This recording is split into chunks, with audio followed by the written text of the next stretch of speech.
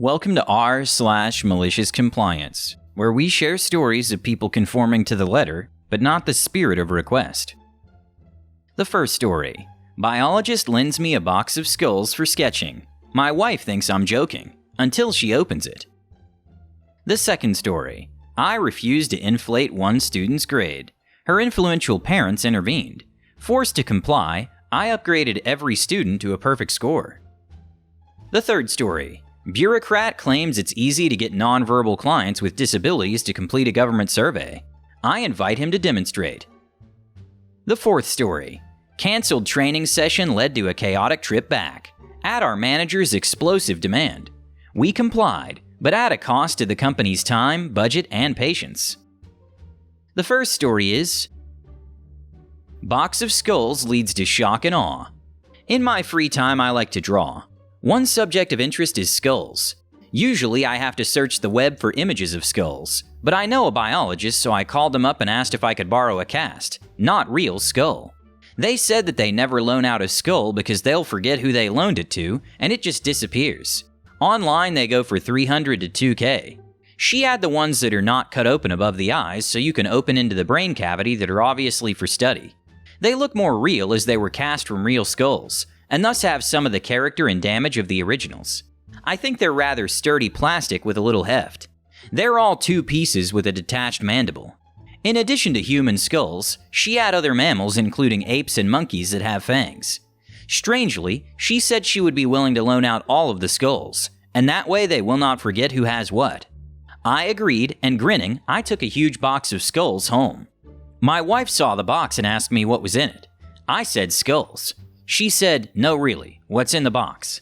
She did not believe me. I can imagine bringing a big box of Legos a colleague's family was passing on or something like that, and upon being asked saying skulls, or some other random improbable item just to be funny, because who would ever have expected a box of skulls? I said skulls. She got mad and said, "Fine, don't tell me." Now at this point I've had my fun. She was indeed surprised by my answer, and I could have filled in the details of how and why I got the skulls and when I had to return them. But I was told not to tell her, so I did that. I complied stubbornly, and with perhaps a bit of malice because her extreme reaction surprised me, and I freeze up and become defensive when surprised because of my childhood. She grew up with older brothers and they were always teasing her growing up. You can be sure her orange juice had gummy worms in it. She has a short fuse for tomfoolery. On the other hand, I was the oldest with a stern and overly firm stepmother, and I learned to do as I was told to the letter, lest I face the consequences which go beyond the scope of this post. I put on stubbornness just as she wanted an explanation. She asked again and I said that I had answered the question, and besides, I'd just been told not to say any more. I think we were both a bit steamed. She didn't get an explanation because I stuck by her command to not say anything. She pondered for a while and I didn't see when she slipped to another part of the house to get closer to the box. When she was near it, she pounced on it and opened it up. I didn't even see her. Without context or explanation, she got an eyeful of scale-sized skulls. I saw her talking to herself. He said skulls. These are skulls. A box full of skulls. It is kind of a moment of shock. The skulls were not neatly stacked, just jumbled mandibles and craniums. Of course, this was not what I had imagined when I came home with the box of skulls. I rather wanted the enthusiasm and wonder that I had having scored a drawing experience that would be difficult to have in normal circumstances. I was excited. Well, it was botched, but I explained the details after she had found that I had not been sarcastic. We recovered gradually, and it all kind of played out again when the kids came home from school. Edit Part 2. What happened with the kids? By request. They got surprised by the box of skulls too. My daughter scheduled a scary movie night with friends. My son buried a monkey skull, smaller, in veggie sticks. The salty snack ones that look like French fries. My wife was like, "Oh no you don't, we don't do that here." During the film, Hush, one of the girls pulled out a monkey mandible with fangs. It was dark but a surprise to everyone. Much screaming. Turns out my wife only removed the cranium. The mandible was still in there buried in veggie sticks. No one knew. It turned into a sleepover. Fine.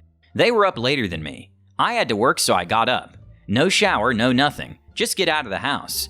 On the way out I noticed they arranged all the skulls in a row, perfectly pairing each cranium with its mandible. That's a difficult task. As I get a handful of cereal to munch on the way out the door, I'm inspired. I put an ODO in each eye socket. I'm out to work. I heard later they thought no one had been downstairs before them, and they were certainly last to bed, so they could not explain the cereal in the eye sockets. It was terrifying, much screaming. When Halloween came around, one of them dressed as an ODO. The next story is told to change one student's grade, so I changed them all. I moved to a new state to take a high school teaching job in a rural town. I liked my fellow teachers and almost all my students, but this was a small town with the usual assortment of outsized attitudes. One student was particularly lazy. Her parents both worked in the small school district, admin at the HS, teacher at the MS. She rarely turned anything in on time, and what was turned in was generally rushed or incomplete, as if she'd gotten the instructions secondhand. Somehow, though, she had straight A's in all of her classes. I quickly figured out why. When she turned in another late, incomplete assignment, and I very generously gave it a D, her overall grade in class dropped to a B. I was called in the next day to a meeting with the principal and both of her parents, who immediately complained I was being unfair and capricious with my grades. They accused me of not giving students the instructions, so I showed them the instruction paper, which I passed out and went over in class. They accused me of not giving her specifically a copy, but I remember handing it to her and I told them why. She was making out with her boyfriend when I was trying to go over the instructions. They didn't like hearing that part. They accused me of not being clear with the deadline, but it was the second line of the directions. They accused me of not fairly grading her work, but when I showed them her work, they clearly hadn't seen it before, and wondered whether I'd gotten assignments mixed up before I showed them her name on it. The principal asked me to change the grade in the gradebook. I asked about whether she'd have to redo the assignment first, but that was declined by her parents. I understand why my principal caved. It wasn't worth trying to fight two employees in a small rural district already struggling to recruit people. So I went back to my classroom and changed every student's grade to a 100 in the gradebook. No special treatment. Even the ones who hadn't turned in a single thing got a perfect score. The fallout. Many students asked me why their grade changed, but I never addressed it. I would just brush them off by saying not to worry about it, though clearly rumors were spreading like wildfire in the small school, because even the secretary and the principal asked me about it later on.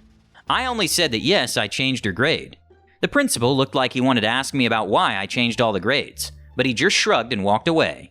He never interfered in my gradebook after that. The student's parents transferred her out of my class and her boyfriend also transferred a day later. No more PDAs in my class finally, so no complaints.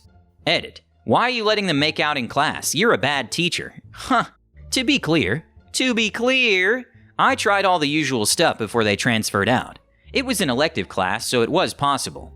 Asked them nicely to stop, kept them after class and explained why it was inappropriate to make out in class, wrote them up with official reprimands in the school discipline system, made jokes in class to embarrass them into stopping, and eventually sent them to the principal's office.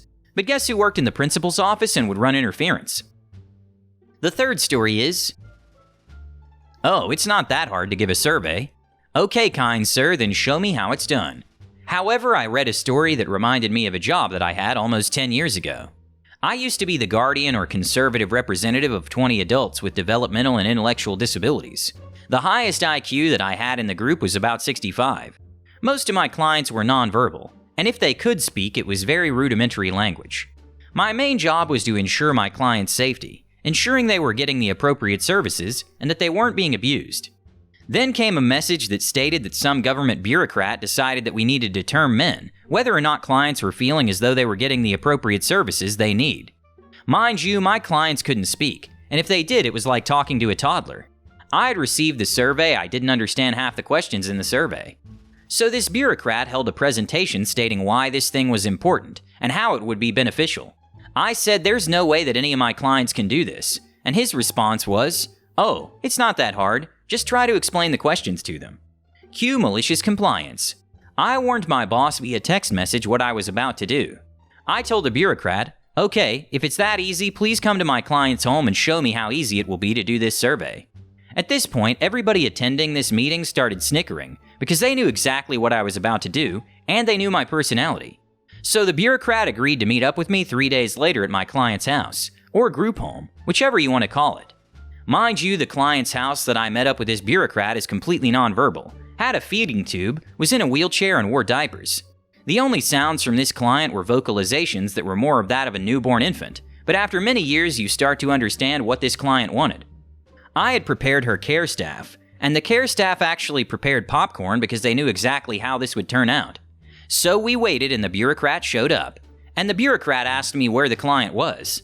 I indicated this lovely client here in the wheelchair who's currently drooling on their bib is who will be taking the survey. The look on the bureaucrat's face was an indicator of, oh, I effed up.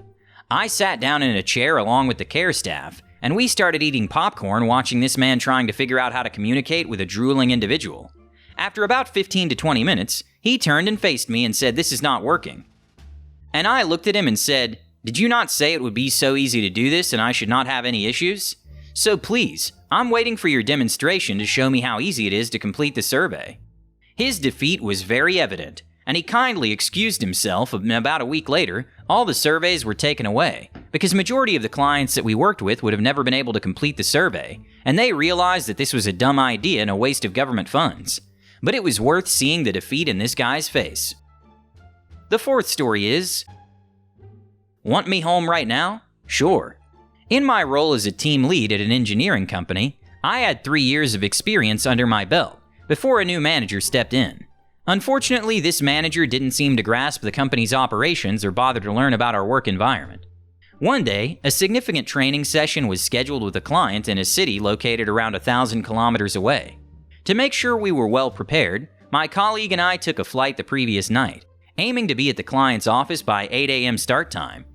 On the day of the training, we arrived promptly at 8 a.m., joining representatives from other firms in the conference room. However, as the minutes ticked by, it became evident that something was amiss. 8:30 a.m. came and went, followed by 9 a.m. and then 9:30 a.m. Feeling increasingly puzzled, we decided to step out and ask reception about the delay. It wasn't until 11 a.m. that we learned the unfortunate truth. The trainer had fallen ill, and the training session had been canceled. With a mix of disappointment and determination, my colleague and I swung into action. I called up the airline to rearrange our flights, while my colleague contacted the hotel. The hotel graciously allowed us to stay an extra day without any additional charges, and the airline accommodated our flight changes without penalties. In a twist of fate, we managed to salvage the situation by arranging a dinner with local colleagues, and even getting some client project managers to join us. Armed with our well-devised plan, I reached out to my former boss to fill him in. He agreed with our approach, but reminded me to loop in the new manager. And here's where the story takes a turn. When we informed the new manager of our strategy, he reacted in a rather explosive manner. It seemed like he was more interested in yelling than in listening to our explanations. Despite our attempts to clarify the situation, he insisted that we return immediately, showing no willingness to understand our point of view. It was at this juncture that we decided to comply, but with a twist. We went to the hotel, checking out by 4 p.m. They charged us for another night, which we accepted with a resigned nod.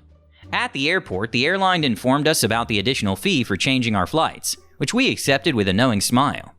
To our surprise, the airline then announced a delay due to a technical issue with the plane. Passengers who'd agreed to wait would receive food credits. We saw an opportunity and took it. As time wore on, our flight was further delayed, and around 11:30 p.m., I couldn't resist the urge to send an email asserting that we'd be back in the office when we were ready. Frustration mingled with a sense of amusement as I hit the send button. We finally made it home around 1:30 a.m. the next day, a journey that cost the company extra money and disrupted our local meetings, which could have salvaged the situation. The following day brought a face-to-face encounter with the new manager. He summoned me to his office and began berating me for our actions. But I stood my ground, calmly explaining our decisions and the circumstances that led to them. Slowly, his demeanor shifted from aggression to understanding as he began to grasp the bigger picture. A few months later, I decided it was time to move on from the company. During my farewell, the manager approached me and awkwardly asked if our strained relationship played a role in my decision. Without hesitation, I looked him in the eye and confirmed that it was indeed a main factor. Although it made for an uncomfortable farewell lunch, it was a satisfying moment. Hit the like button and subscribe to the channel. Have a good day.